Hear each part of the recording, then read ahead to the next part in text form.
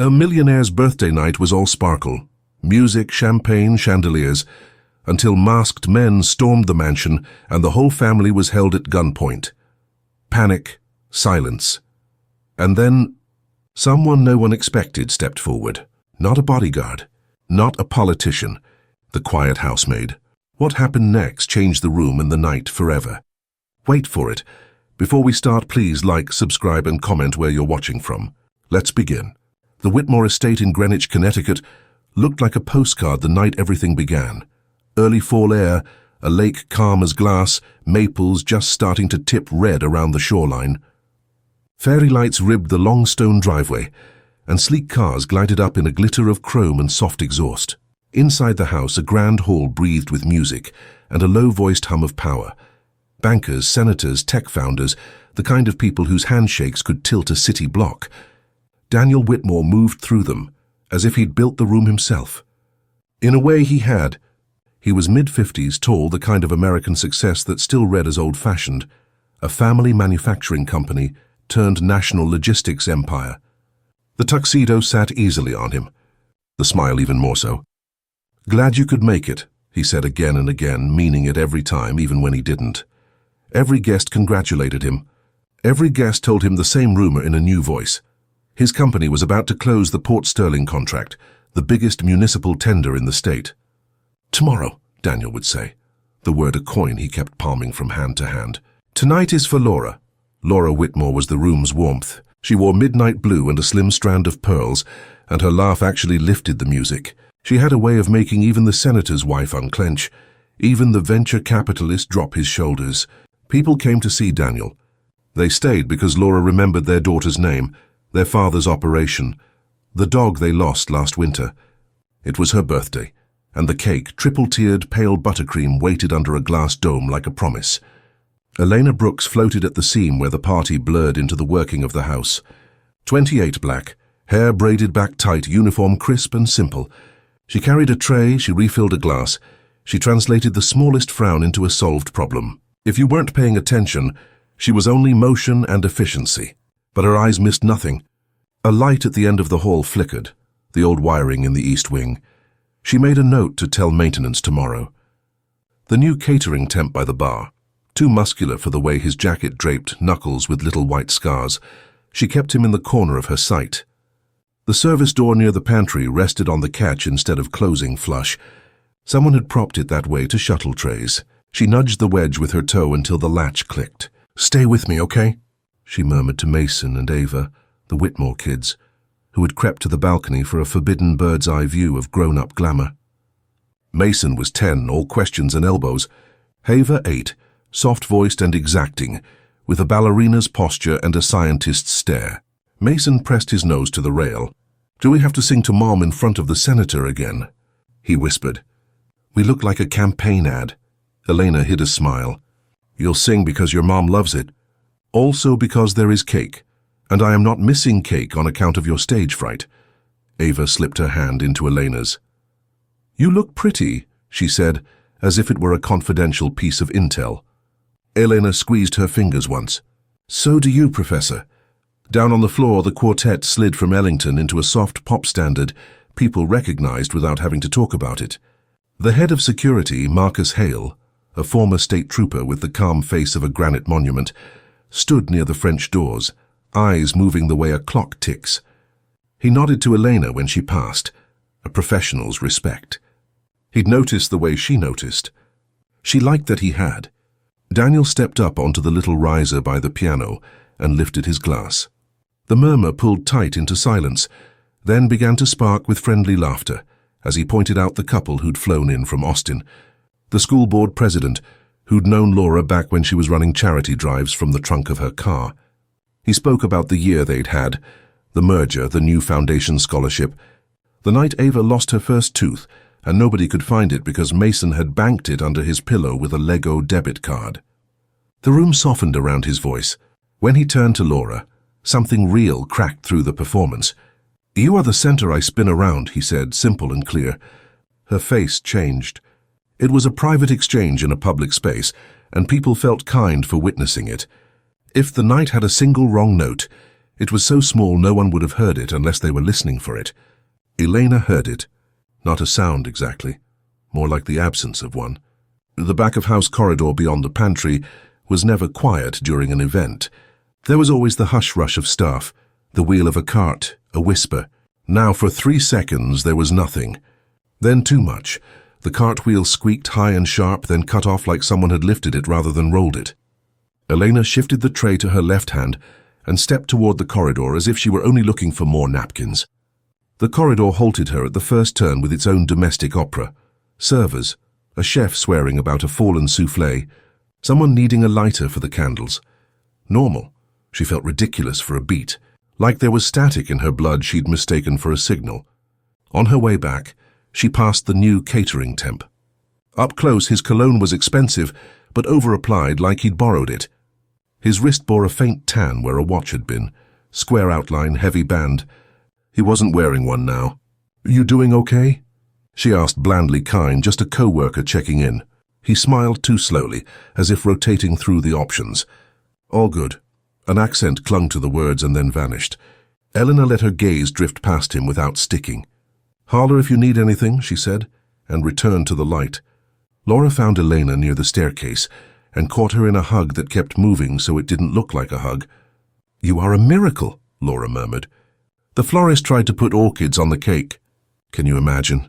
We're not auditioning for daytime television." Elena's laugh was real. "The orchids died valiantly in the compost." Laura's eyes warmed. "Have you met Senator Dwyer's wife? She's been asking who keeps this place running." "I told her grace and fear in that order." Elena tipped her head, deflecting the praise. "I'll make sure the birthday song goes off without a riot." "You always do," Laura said, and was pulled away toward a cluster of donors like a ship caught by current. Ava tugged Elena's sleeve. "Can we light the candles?" "Please?" Mason bounced. "I can carry the cake." "You can carry your sister's elbow," Elena said. "Marcus will carry the cake." Marcus heard his name and appeared as if conjured. "I feel typecast," he said dryly, then softened at the kids. "Let's get your mom embarrassed on schedule." They made a little procession, Marcus with the cake on a silver stand, Elena with the long box of matches, Mason and Ava vibrating like atoms. The quartet paused, then segued into happy birthday without being asked. Guests turned en masse, faces opening like flowers to the moment. Laura put a hand to her chest, already laughing, already pretending to protest. Elena struck a match. The flare lit her face in miniature sunrise. She felt that odd static again, an animal sense, uninvited and insistent. Her eyes flicked to the far set of French doors that led to the stone terrace. For just a heartbeat, one of the exterior sconces winked out and then in. Nothing. Old wiring. Or the breeze. Or the service door clicked. She didn't look at it. She felt it. A pressure change, the way air shifts when a storm front moves. Elena's hand didn't shake as she touched flame to wick. 1, 2, 6, 10 tiny suns trembling on buttercream. She smiled at Ava, who closed her eyes to make a wish before anyone had told her to. Daniel's phone buzzed in his pocket. He didn't take it out, habit and discipline, but his mind snagged on the second vibration. He had set only one person's messages to bypass his do not disturb. That person was his general counsel, and the subject that could not wait was the Port Sterling vote. He let the thought go with effort and lifted his glass to cue the chorus's last line. From the balcony, Mason leaned past the rail for a better angle on the candles, and Elena's palm landed lightly on his shoulder, index finger tapping twice. Back. He obeyed without thinking. The tapping was a language between them. 2 taps for stop, 3 for wait, 1 for you're okay. She hadn't taught it to them. They'd learned it by living near her. "Make a wish," someone called. Laura did the polite thing. "I already have everything I want." The room rippled with happy envy. A shadow crossed the terrace glass. It could have been a branch shifting. It could have been the reflection of a guest turning. It could have been nothing at all. Eleanor's gaze slipped to Marcus. He had seen it too. His chin dipped once. "I have it." She nodded. "I know." The match burnt down to her finger, and she shook it out in one quick practice snap. The sulfur ghosted the air. Laura inhaled. The guests inhaled. All of Greenwich inhaled. The candles swam in their own heat, Ava leaned toward her mother with a secret only the two of them would understand. Mason finally stopped bouncing. In that breathless, perfectly ordinary second, the night held. It could still become exactly what it promised. Cake, a toast, a little dancing in the living room, kids carried upstairs, late laughter by the fireplace after the last car tail lights winked down the lane. Elena tucked the spent match into her palm and let the feeling settle where it always did, low, coiled, not unkind. A readiness she never admitted to. She told herself she was imagining things. She told herself the quiet she'd heard was only the chef catching his breath. And yet, without deciding to, she shifted her stance by 1 inch, so that her body was between the children and the terrace doors. The candles still flickered on the cake when the first shouts broke the air. At the terrace doors, glass shattered inward with a force that silenced every breath. Guests screamed. Champagne flutes fell and burst across the marble. A man in black stormed in, his face hidden under a ski mask, gun raised. Behind him, 2 more shadows slipped through the side entrance. They moved fast, too sure of the house's layout for strangers. Everybody down. The first one barked, his voice sharp, raw with nerves but heavy with menace. Chairs toppled as people crouched, designer heels slipping against polished floors, diamonds and cufflinks flashing as hands went up in surrender. Daniel Whitmore froze mid-toast, his glass trembling in the air. Laura clutched her pearls, pulling Mason and Ava close, their wide eyes reflecting terror.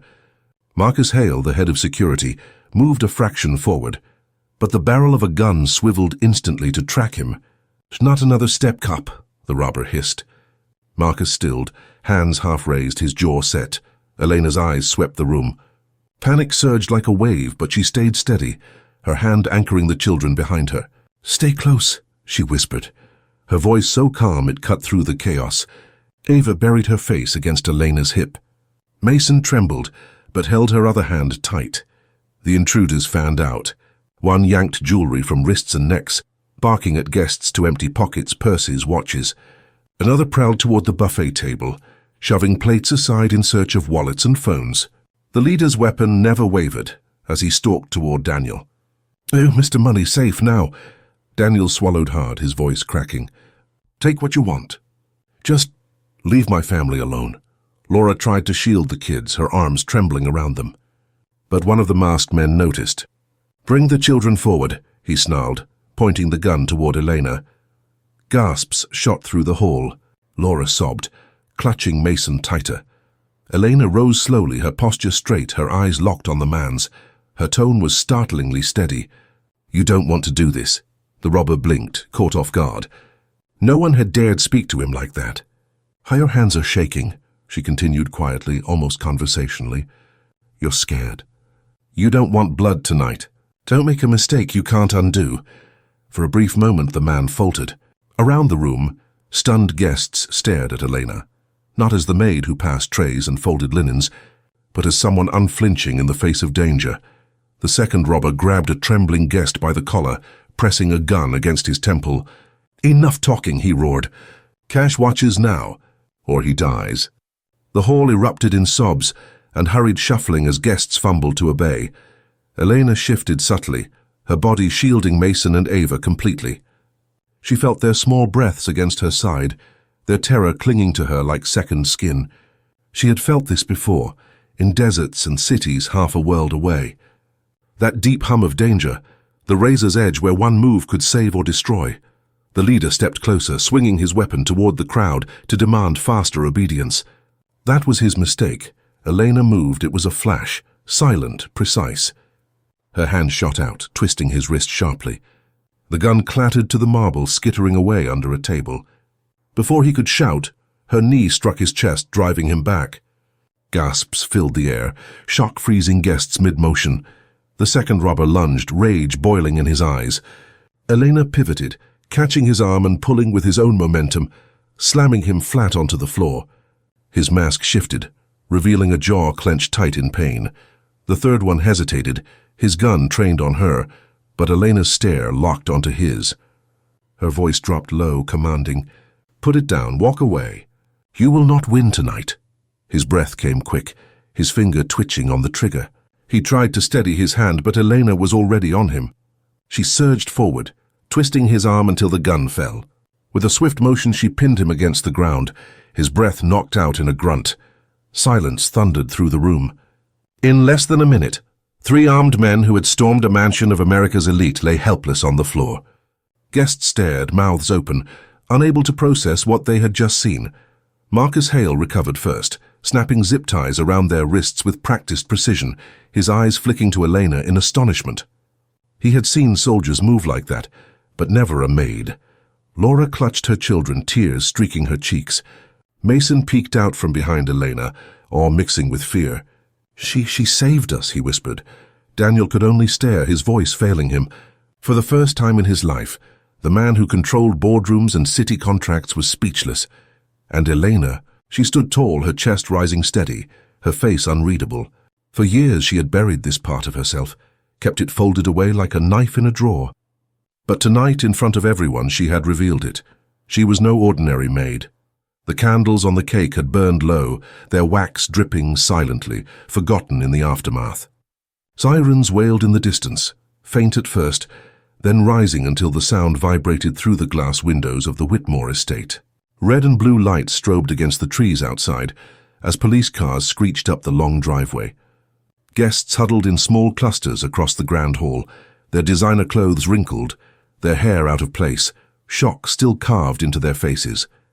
Broken glass glittered on the marble floor like spilled jewels. The birthday cake still sat on its pedestal, candles burned down to crooked stubs, smoke curling upward like ghosts of the celebration that had been stolen. Officers stormed inside, weapons drawn, shouting commands. Marcus Hale raised his hands, his voice calm and steady as he explained the intruders were already down. The 3 masked men groaned on the floor, wrists bound with improvised ties, bruises forming where Eleanor had dropped them like rag dolls. It didn't take long for uniformed officers to drag them outside into the flashing night, their boots leaving streaks on the marble. But the room's focus wasn't on the thieves. It was on Elena. She stood off to the side, her maid's uniform still immaculate, her braids neat, but her aura had shifted. She looked taller somehow, though her posture hadn't changed. Guests stared at her with the awe people usually saved for soldiers or first responders. Whispers moved through the hall like wildfire. Who is she? How did she do that? Laura held Mason and Ava close, but her eyes never left Elena. Tears streaked her cheeks, but her expression was something deeper than fear. Gratitude, reverence. Daniel, meanwhile, seemed rooted to the floor, his glass still clutched in his hand, though champagne had long spilled across his shoes. He finally set it down on a table, his fingers trembling. The lead detective approached Elena with a notebook, expecting a flustered servant, but what he met was a woman who answered every question with precision. Her voice was low, controlled, but firm. There were 3. They entered through the terrace and the side corridor. They were coordinated but nervous. One carried a Glock, another a cheap revolver, third had a knife hidden at the waist. They weren't professionals. They panicked too quickly. The detective blinked, his pen pausing mid-scribble. How do you know all that? He asked. Kalena's eyes flicked down, her expression almost apologetic. I was trained to notice. Trained where? For a heartbeat the hall felt smaller, the silence heavy. Guests leaned closer, breath held, waiting for her answer. Helena hesitated, then said quietly, I served in the U.S. Army, tours overseas. Infantry unit, later special assignments. She exhaled slowly. I don't talk about it, not here. Not in this life. Last gasps rippled through the room. For years the Whitmore's friends had seen her only as the quiet maid who served hors d'oeuvres and walked the children to school. Now they looked at her as if she were made of steel. Mason tugged at her hand, his small voice breaking the tension. You fought bad guys, just like in the movies. Eleanor bent slightly, meeting his wide eyes.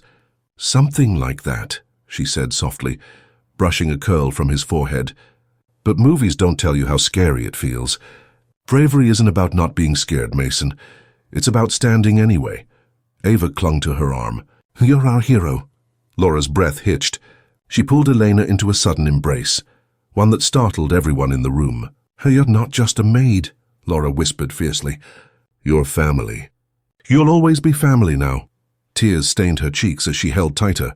For the first time that night, Elena's composure cracked. Her eyes glistened, her lips trembling as she struggled to hold back the flood of memories. The sand, the smoke, the sound of gunfire that still lived in her bones. She had come here to escape, to find quiet work where no one knew her past, where she could protect without killing. But fate had forced her hand. Daniel finally found his voice, stepping forward. His eyes were wet, his chest heavy with something he hadn't felt in years. You risked your life for my wife, for my children, for everyone here. You didn't have to. You could have run. But you didn't. Eleanor met his gaze, her voice soft, raw. I couldn't run. Not when they were behind me. Not when I knew I could stop it. I've seen too many people die because I hesitated. So I swore I'd never let it happen again. The detective cleared his throat, awkward, almost reverent. Miss Brooks, you may have saved 30 lives tonight. Around the room, guests nodded, murmured agreement. Some had tears in their eyes. Some even clapped, hesitant at first, then stronger. A ripple of respect in place of the fear that had owned the hall minutes before. But Elena didn't smile. She looked down, her hand still holding Ava's, Mason pressed against her side. She wasn't proud. She wasn't basking. She only felt tired, a bone-deep tiredness that came from living two lives, the soldier and the servant, and having them collide in one explosive night. Still, when Laura whispered again, "Your family now," Eleanor felt something shift inside her chest. Something she hadn't allowed herself to feel in years. Belonging. Outside, the last of the sirens faded into the distance, leaving the Whitmore estate in uneasy silence. The danger was gone, but the night was far from over. For the guests, this was a story they'd never forget. For Daniel and Laura, it was a debt they could never repay. And for Elena, it was a secret she could never hide again. The Whitmore estate should have been winding down after the police left. In normal circumstances, guests would slip away into waiting cars, laughter stitched together with relief, and Daniel would close the night with a practiced toast, promising that next year would be brighter. But nothing about this night was normal. The air was heavy, thick with shock, and everyone seemed suspended in a dream they couldn't quite wake from. Broken glass still crunched underfoot as servers tiptoed around the mess. Some guests whispered in urgent tones. Others simply sat frozen in the corner, staring at Elena as if she were not the same woman who had served their drinks only hours earlier. To them, she was a puzzle, ordinary in her crisp maid's uniform, extraordinary in her actions. They didn't know how to reconcile the two. Daniel tried to compose himself. He had spent decades building a life where he was always in control. Business deals, politics, even the friendships in his circle, everything bent toward his will.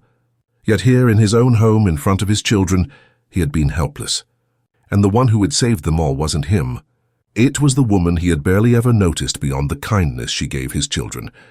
He stepped forward, breaking the heavy silence. "Everyone," his voice boomed, though it carried a slight tremor. "The police have assured us the threat is gone. You're safe now." He forced a smile, the kind that had sold millions in contracts, but it didn't quite land. His guests nodded mechanically, but their eyes darted toward Elena, as if Daniel's reassurance meant nothing compared to the quiet strength still radiating from her. Laura, meanwhile, sat with Ava and Mason clinging to her sides. She looked pale, her carefully applied makeup streaked by tears, but her gaze was steady, locked on Elena. There was no pretense in Laura's expression anymore, none of the polite detachment she wore in society. What she felt now was raw gratitude, love, awe. "Come here," Laura said softly, beckoning Elena. Elena hesitated. The uniform she wore was supposed to keep her invisible, supposed to mark the boundaries of who she was in this house. But after tonight, that line had been erased. She moved slowly toward them, her boots silent on the marble. Ava rushed first, wrapping her tiny arms around Eleanor's waist. Mason followed, holding on to her like a lifeline. Laura rose, pulling them all into her embrace. "You're not just staff," Laura whispered, her voice breaking. "You are part of us now. You saved my children. You saved me. Nothing will ever be the same." Guests looked on, stunned. Some shifted uncomfortably, unused to seeing the Whitmores, one of the most powerful families in Connecticut, clinging to their maid as though she were their anchor. But there was no denying what had happened. Eleanor had stood when everyone else had crumbled. Daniel approached, his eyes glistening with something rare for him, humility. He laid a hand on Elena's shoulder. "I owe you my family," he said, his voice low and heavy, Everything I've built, everything I am, it means nothing compared to them, and you protected them when I couldn't. For the first time in years, Daniel felt small, and it terrified him. But Elena shook her head, her tone quiet, almost fragile. I did what I had to. Nothing more. No, Daniel insisted. It was everything. The detective who had taken her statement earlier returned, flipping through his notebook. He addressed Daniel. Mr. Whitmore will need surveillance footage, security logs. These men knew your layout too well. This wasn't random. The words cut through the room like a blade. Guests stiffened, murmurs rising again. Laura's grip on her children tightened. Daniel's face darkened, his jaw clenched. What are you saying? Laura asked. The detective glanced at Eleanor, then back to Daniel. They knew where the terrace cameras were blind. They knew which door was usually propped open during catering. That kind of information doesn't come from strangers. A ripple of unease spread through the guests. Some began gathering their coats, suddenly desperate to leave. The polished image of the Whitmore's world was cracking. Elena's eyes narrowed slightly, her soldier's instinct sparking again. She replayed the night in her mind. The catering temp who smelled of expensive cologne, but moved like someone trained. The odd silence in the service corridor, the moment the sconce flickered just before the glass broke. These weren't coincidences. They were signals. Inside help, she murmured under her breath. Marcus Hale, standing nearby, caught the words. His eyes hardened. I thought the same. Daniel turned sharply. Inside help? From my staff. Elena didn't answer right away. Her gaze swept the hall, lingering on the servers still cleaning up, on the nervous catering staff. Most of them avoided her eyes. But one, the man with the over-applied cologne, was missing. Her pulse quickened. Where's the new guy? She asked Marcus. Marcus's face drained of color. He scanned the room quickly, then cursed under his breath. He's gone. The detective snapped his fingers, ordering 2 officers to check the grounds. But Elena knew already. Whoever he was, he hadn't come to serve drinks. He had come to scout, to prepare, and maybe to do more than just steal. Guests began to panic again, murmurs turning sharp. We're not safe here. This was a setup. Daniel, how could this happen in your house? Daniel's reputation, the thing he had built for decades, suddenly hung by a thread. Laura's arm tightened protectively around Ava. Mason looked up at Elena, his voice trembling. Will they come back? Elena knelt in front of him, steadying his little hands with her own. Her voice was firm, grounded. Not tonight. Not while I'm here. The boy's breathing slowed, his wide eyes fixed on her. In that moment, Elena wasn't just a protector. She was a promise. But inside, Elena knew the truth. Tonight was only the beginning. The 3 men who had been caught were pawns. Whoever had sent them would not stop here. And the missing man, the one she had clocked instantly as wrong, was still out there. The night that had started as a celebration had revealed something far darker. The Whitmores weren't just targets of a robbery. They were players in a larger game, one that Elena had tried to leave behind when she walked away from the army. Now, against her will, she was being pulled back in. And deep down, a part of her, the part she had tried to bury under quiet routines and domestic calm, was already awake, already ready for what was coming. Because Elena Brooks was no ordinary maid. She was a soldier in hiding. And war had just found her again. The Whitmore estate should have been a place of safety again, once the last police cruiser disappeared down the long drive. But the silence that followed was heavier than any siren. Guests who remained lingered in tight groups, whispering, their eyes darting toward the doors and windows, as though shadows might spring to life at any moment. The air smelled faintly of wax from the extinguished candles and smoke from broken glass. Daniel Whitmore moved through the hall, shaking hands, reassuring people with words that sounded practiced but hollow. Everything is under control. The police will handle it. You're safe here. His smile was sharp, but his eyes betrayed him, calculating, worried, already measuring the cost of what this night would do to his reputation. In the world of contracts, politics, and influence, weakness was blood in the water. And tonight, he had been seen weak. Laura, however, thought nothing of appearances. She sat on a velvet settee with Ava and Mason curled against her, her arm around both children, her gaze fixed on Elena. Again and again her mind replayed the sight of Elena moving through chaos, like a storm contained in human form, fast, precise, unflinching. She hadn't seen a maid that night. She had seen a guardian. Marcus Hale returned from the grounds, his expression grim. "The catering temp is gone," he told Daniel quietly, though his words carried to Elena. "We've got a name from the roster, Troy Keller, but no ID checked out. Fake paperwork, burner phone. Whoever he was, he slipped away before backup arrived." Daniel swore under his breath, his polished composure cracking. "So it wasn't just a robbery," he said. "No," Marcus agreed. "It was something else. Someone with intel wanted inside your walls." Eleanor's stomach tightened. She felt the weight of truth pressing in. Whoever had sent those men hadn't come for jewels or wallets. The timing was too precise, the setup too deliberate. They had waited until the room was full of powerful people. Senators, CEOs, donors. That wasn't a smash and grab. That was a message. The detective lingered by the doorway, finishing calls. When he finally approached Daniel, he spoke in a low voice, but one that carried across the hushed hall. "Mr. Whitmore, these men weren't freelancers. We've seen similar tactics tied to a group operating up and down the East Coast, organized, armed, and they don't pick targets randomly." "What are you saying?" Laura asked, her voice trembling. The detective's eyes flicked to Eleanor, then back to Daniel. "They came here for a reason. Your family may be in danger beyond tonight." Laura's grip on her children tightened until her knuckles went white. Ava whimpered softly, burying her face against her mother's shoulder. Mason glanced at Elena, searching her face for an answer. Elena knelt beside them, her calm presence pulling their fear back from the edge. "Listen to me," she said softly, her voice steady as stone. "You're safe tonight. I promise you.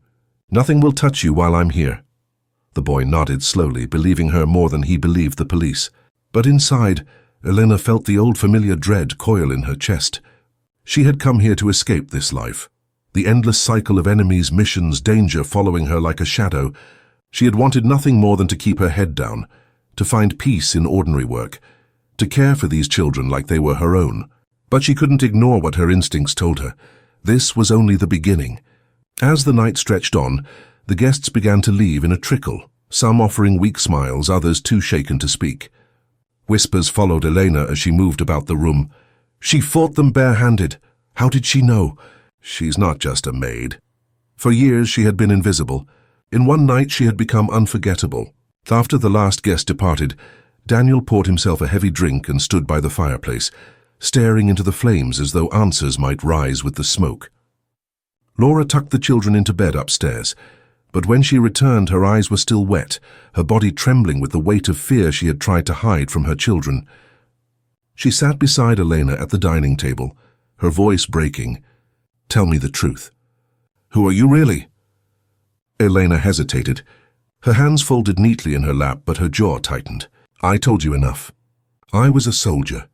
I served overseas. I saw things, did things, that I'll carry forever. When I came back, I wanted quiet. I wanted to feel useful without fighting.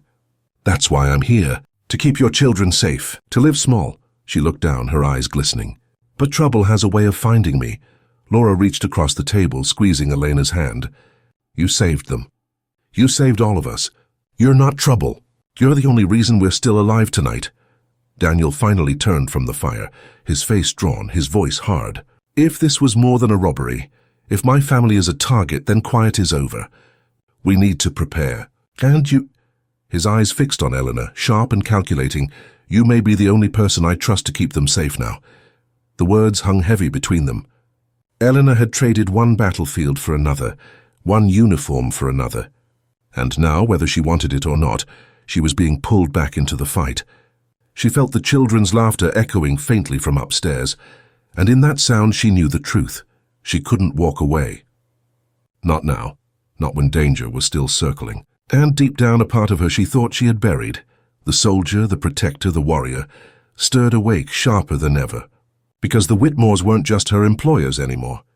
They were her mission, and Elena Brooks had never failed a mission. The Whitmore estate slept uneasily that night. The golden chandeliers had gone dark, the music long since silenced, but the echoes of fear lingered in every hallway.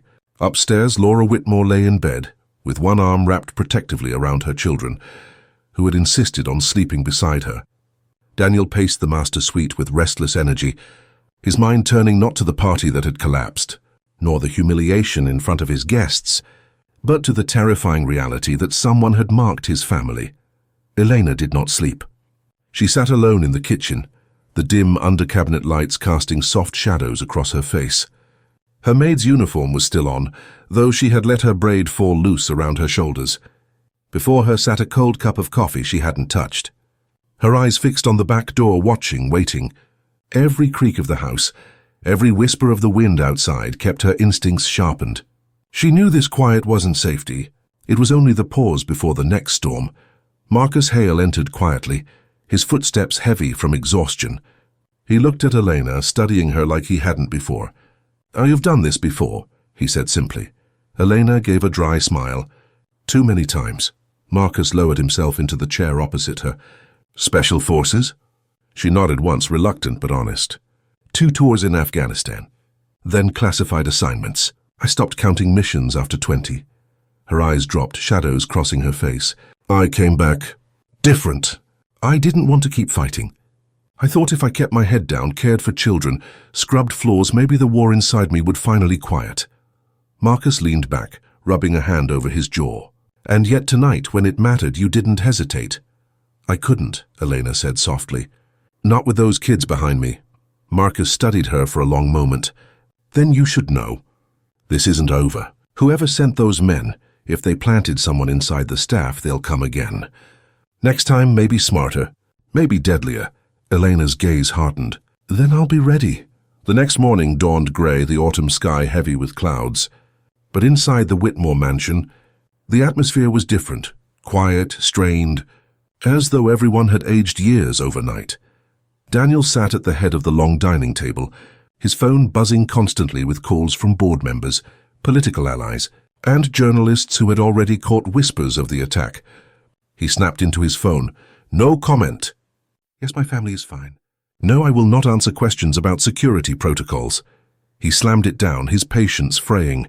Laura arrived with Mason and Ava, their small faces pale from lack of sleep.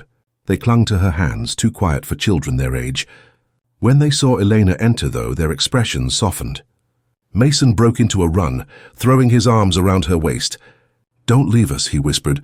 Elena knelt, hugging him close. "I won't," she promised. Ava tucked herself into her side silently, her eyes filled with trust. Daniel watched the scene, something twisting in his chest. For years he had believed money, influence, and security could keep his family safe. But last night had proven otherwise. And here was the woman he had once seen as invisible. Now the shield standing between his world and chaos. He cleared his throat. "Eleanor," he said, his voice firm, "I want you to stay. Not just as staff. As head of this family's safety. Whatever your salary is, it triples. I'll provide anything you need. Equipment, resources. Just don't leave my family unprotected." Elena's heart clenched. She had sworn never to put on the soldier's mantle again. But Mason's grip on her sleeve, Ava's trembling breath against her side, Laura's pleading eyes, it was all the answer she needed. "I'll stay," she said quietly. "But not for money. For them." Daniel nodded, relief softening his features for the first time in hours. Then God help anyone who tries again. That evening, after the children were tucked into bed, Elena walked the perimeter of the estate with Marcus. The gardens were damp with mist, the lake reflecting only fragments of moonlight. They spoke little, listening instead to the night, but both felt it, an unease that wasn't gone.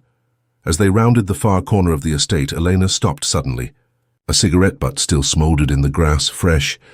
No one in the household smoked. She crouched, touching it lightly. Her pulse quickened.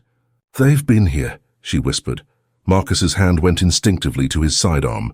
He scanned the dark tree line, jaw tightening. "Which means they're watching." Eleanor rose, her shoulders straightening, every nerve awake. She knew what this meant. The first attack had only been a test. The real fight hadn't begun yet, and this time she wouldn't just defend. She would hunt, because Elena Brooks had been many things, a maid, a soldier, a survivor. But above all, she was a protector. And now the Whitmore family was hers to protect. She stared into the trees, her expression hard.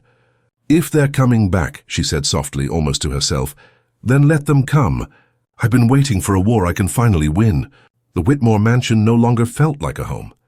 It felt like a fortress under siege, even when no enemy was in sight. The following days passed in a blur of tension. Security cameras were upgraded, guards stationed at every gate, and Marcus Hale doubled his patrols. Yet for all the heightened defenses, the real sense of safety came not from steel gates or armed men, but from Elena's steady presence.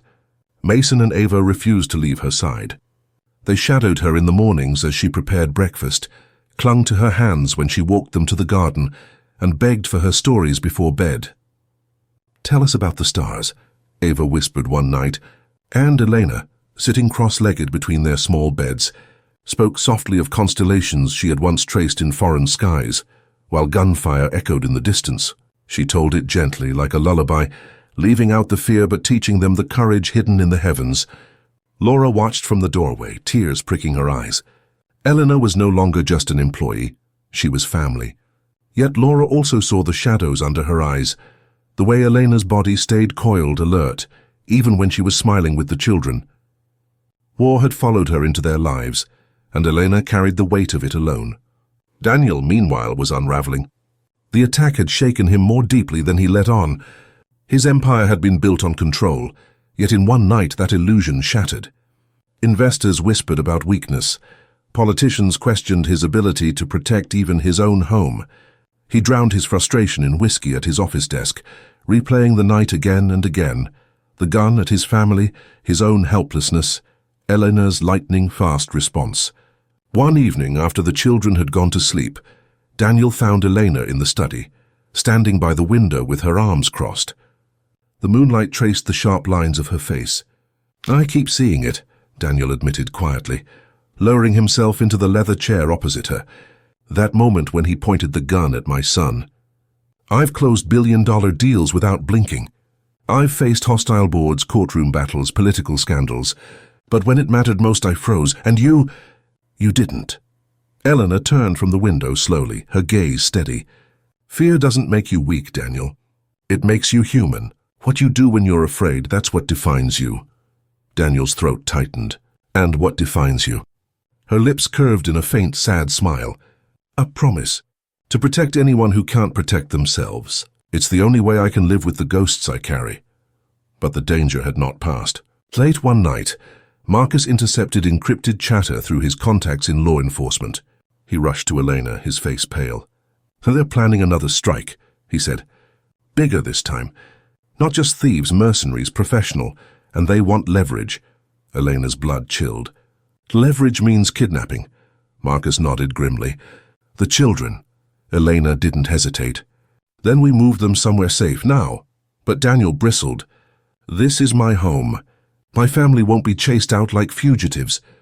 Eleanor's voice snapped like a whip, sharper than he'd ever heard it. "This isn't about pride, Daniel. This is about survival. If they get their hands on Ava or Mason, no amount of money or power will bring them back." Her words struck him like a blow. For once, Daniel had no argument. The next day, a plan was set in motion. Laura packed discreetly while Marcus arranged secure transport. Eleanor oversaw every detail: routes, safe houses, backup contingencies. Her soldiers' discipline emerged fully now, and everyone deferred to her without question. Even Daniel, who had once seen her as invisible, followed her lead. Before dawn, Mason and Ava were bundled into a black SUV.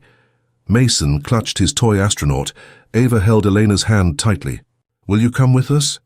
Ava asked, her voice trembling. Elena knelt, her voice soft but steady. "Always." The convoy rolled out under the cover of mist, headlights slicing through the trees. Elena rode in the second car, eyes scanning every shadow, every passing vehicle. Her body thrummed with readiness. Halfway down the deserted country road, her instincts screamed. A van ahead slowed unnaturally, blocking the lane. At the same moment, headlights flared behind them. "Trapped! Elena!" Marcus shouted from the lead vehicle. Her hand went instantly to the Glock Marcus had insisted she carry again. She pushed the door open, stepping into the cold dawn air. Mason and Ava's terrified faces pressed against the SUV window. "Stay down," Eleanor commanded, her voice cutting through the chaos. Masked men poured from the van ahead, rifles glinting in the half-light. These weren't amateurs like before. These were professionals, calm, deliberate, deadly. But Elena Brooks was ready. She squared her shoulders, her voice low but burning with resolve. You picked the wrong family. And as the mercenaries closed in, the soldier she had tried so hard to bury fully returned, ready to fight not just for survival, but for love. Dawn bled a cold silver across the road as the trap snapped shut, van ahead easing sideways to block the lane, twin headlights blooming behind like a second set of jaws. Doors slammed. Boots pounded gravel. 4 men advanced in a textbook wedge, rifles leveled low and steady. No shouting, no theatrics, professionals.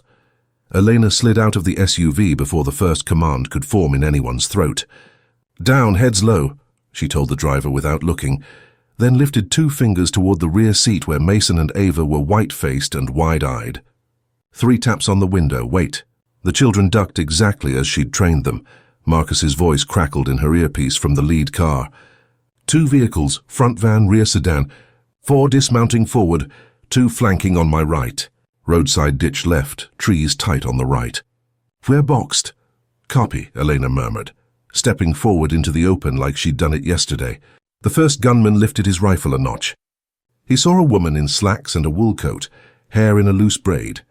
Hands empty. He missed the way her weight settled over the balls of her feet. Keys and phones out, the lead mercenary said, voice flat through his mask. Kids first now. Eleanor tilted her head. Oh, you don't want children, she said evenly, buying seconds, mapping angles, wind, distance. You want leverage. He flinched. It was small, but she caught it. The twitch of recognition when your secret is spoken aloud. Enough, he snapped, shifting to his right to get a clearer lane on the SUV. That shift gave her the line she needed. She moved, one clean, explosive line of motion. Her left hand ripped the flashbang from Marcus's belt clip as he edged out of the lead car. Her right hand plucked the slim magnetic puck from her own pocket and skimmed it underhand beneath the van's oil pan. The flashbang clacked once against the asphalt. Pop white, a sun detonated at knee height. The mercenaries' world went to static and snow. At the same heartbeat, the puck under the van gave a muffled whoomp. The block jammed, a cough of smoke belching from the grill. The driver swore, turning the wheel uselessly. The van lurched, nosedived, then stalled skewed across the asphalt like a dead bull. Go dark, Elena clipped into the mic. The SUV's interior lights snapped off. The kids were only breathing now, small, quick, steady, because she'd taught them how to breathe through fear. Marcus rolled left, using the broken centerline as cover, and drew fire that stitched sparks along the asphalt. He answered with 2 disciplined rounds into the rear sedan's tire. A hiss, a sag, that car squatting crooked on its rim. The nearest gunman recovered fastest, pro, for sure, shouldering through the after-image burn. He brought his muzzle up, and Elena was already inside his guard, driving the rifle offline with the heel of her palm, knee cutting into his thigh, elbow corkscrewing into the side of his neck. He dropped. She rode him down, stripped the rifle, and flung it into the ditch. Second man came hot around the van's hood. Her Glock barked twice, center mass. No. She sheared his forearm and hip, precisely disabling, not killing. He spun, slammed into the fender, breath gone. On your 6, Marcus warned. Elena pivoted as the third operator cleared the blind spot near the trunk of the lead car. For a split second he froze, eyes meeting hers over the mask. There was a flicker, recognition, the shape of his shoulders, the scar that cut the brow where the balaclava couldn't hide it. The name hit her like a thrown stone. Riker. The man hesitated, and that hesitation saved at least 3 lives. Marcus slid in, swept his legs and zip-tied his wrists in one fluid cinch. Riker sucked air through his teeth. You shouldn't be here, Brooks, he rasped. Not for them. Then why are you? She asked low. Debt, he said. And insurance. A 4th merc broke cover on the right tree line, riding the chaos to sprint for the SUV's rear door. Inside, Mason's eyes went huge. Ava's fingers found the yellow strap under the seat, just like Elena had taught her that morning. The emergency child lock override, pressed, held. The rear door stayed frozen. The man yanked, baffled, and Elena's shot took the handle out of his hand. He bolted left. A final warning round sizzled the asphalt at his boots, and he dove into the ditch instead of toward the children. Smart. He would live. Police in 3 minutes, Marcus called. County sheriffs, then state. Too long, Eleanor said. Breath steady, scanning, counting, one in the ditch. One bleeding but ambulatory, one zip-tied, Riker. Driver pinned in the dead van. Rear sedan crippled and empty. The geometry of threat had flipped. Daniel's voice cracked over the open line. He'd insisted on riding tail from a second route and had pulled up behind the disabled sedan now. One hand white-knuckled on the wheel, the other clenched uselessly. Are my kids? They're safe, Elena said. And only then did the tremor lift from his voice. Sirens rose over the treetops, the sound folding toward them under the grey morning like a curtain drawn fast. Eleanor holstered, lifted both hands shoulder high and stepped back from the fallen men. Marcus mirrored her. The first cruiser drifted on controlled gravel, doors opening before the tires fully settled. Commands came clipped and clean. Elena complied, calm, identifying herself, handing over her weapon, nodding toward the bound and injured with exact counts and conditions. Professional recognizes professional. Within 60 seconds, the guns had lowered a notch. Riker watched her like a man remembering a different war. When a deputy reached for his mask, he turned his head, eyes still on Elena. Wasn't supposed to be a snatch, he muttered.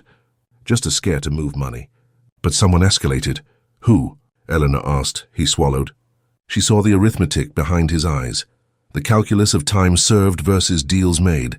Of the one person you don't cross because they never stop coming. Finally, he said a name that didn't belong to a street gang or a hired crew. It belonged to boardrooms. Graham Vance, Marcus swore softly. Daniel, who had come forward far enough to hear, went dead white. Vance? His COO. His oldest friend turned rival in the Port Sterling bid. The one man with keys to every lock in Daniel's house, financial and otherwise. Everything snapped into place. Not a robbery. Leverage. A staged humiliation to gut Daniel's bid and scare him into a partnership he'd never refuse if his children were the price. Elena caught the sheriff's eye. This man is willing to talk, she said, chin tipping toward Riker. He can give you procurement timelines, payment channels, burner routes. You'll want state and federal fraud on the line in 10. The sheriff had that look seasoned cops get when an ugly story finally shows them its clean edges. He nodded once and started making calls. By noon, the road was a memory of flares and chalk, and the flattened imprint of boot soles. The convoy rolled back to the estate under escort. Laura met the SUV on the gravel with a sound halfway between a prayer and a cry, pulling Ava and Mason to her so tight they squeaked, then lifting her face to Elena with a gratitude too big for the human throat. Thank you, she managed. Thank you. And then she just folded Elena into the same embrace as the children and shook with relief until her knees remembered how to lock. Daniel stood back, hands shaking in the space between anger and awe. When he could trust his voice, he spoke carefully, as if words might undo the spell that had held his family safe. Vance did this, he said. It wasn't a question. Elena's expression didn't change, but her eyes were kind. Riker will give statements. The paper trail won't be clean, but it'll be enough. Don't chase him yourself. Daniel exhaled, a long ragged thing that seemed to leave 15 years of power behind it. I won't, he said. Not anymore. He did something no one at Whitmore Holdings had ever seen him do in public or private. He picked up his phone, called the board, and withdrew the Port Sterling bid. No optics, no spin. Just a clear statement that a contract bought with fear was a contract he would never sign. Then he called the Attorney General's office and offered full cooperation. By dinner the story had flipped, not a billionaire humbled, but a father who'd chosen his children over a city's biggest deal, and a company choosing daylight over shadow. That night the estate finally went quiet in a way that didn't make the skin crawl. The kids fell asleep in a tangle on the den couch, the TV whispering an old nature documentary. Laura tucked blankets around them and turned to find Elena at the doorway, silhouette soft in lamplight. You don't have to sit up anymore, Laura said, a smile like a candle. Not tonight. Elena leaned against the frame, letting herself feel the weight slide off pound by pound. I will anyway, she said, gentle. Habit. Laura crossed the room and took her hands. Stay, she said simply, not as staff, as family. As the person who keeps us honest and safe and whole. Elena's eyes stung. She had kept the soldier sealed inside for years, terrified that if she let that door open, the war would flood the life she'd tried to build. But tonight had proven something else. The soldier wasn't the enemy. The soldier was the bridge between fear and safety, between chaos and home. "If you'll have me," she whispered, and Laura laughed through tears. "We already do." From the hall, Daniel cleared his throat, suddenly awkward as a boy. "I had something drawn up," he said, holding a folder like a shield. "Director of Family Security. Build your team. Whatever training, benefits, set it yourself, and there's more." He looked down, then back up. "A scholarship fund for veterans and their kids. In your name. You tell us what it should be and we'll do it right." Elena took the folder and didn't open it. She looked past the paper to the two faces that mattered. Ava's small mouth open in sleep, Mason's fist still wrapped around his toy astronaut, and nodded. "Okay," she said. "Let's do it right." Weeks unfolded. Arrests hit the news in ripples. Shell LLCs, a consultant with too many passports, a CFO who suddenly discovered the moral courage to testify when federal agents unpacked his email archive. Graham Vance went from omnipresent to unreachable to indicted. The Port Sterling contract reopened under a new ethics panel that insisted every bidder sign a transparency pledge Eleanor had quietly helped draft. Inside the Whitmore gates, life learned how to be ordinary again. Ordinary looked like Ava and Mason pedaling bikes along the lake path with bright flags rattling on the back. Like Marcus teaching the kids how to tie fishing knots. Like Daniel calling it a day at 6 and actually meaning it. Like Laura baking a lopsided blueberry pie that turned the tongues in the house purple. And Elena? She built a small team who moved like the house itself had exhaled.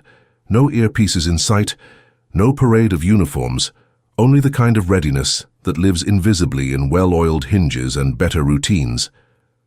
She took 2 mornings a week to sit with other veterans at a coffee shop in town.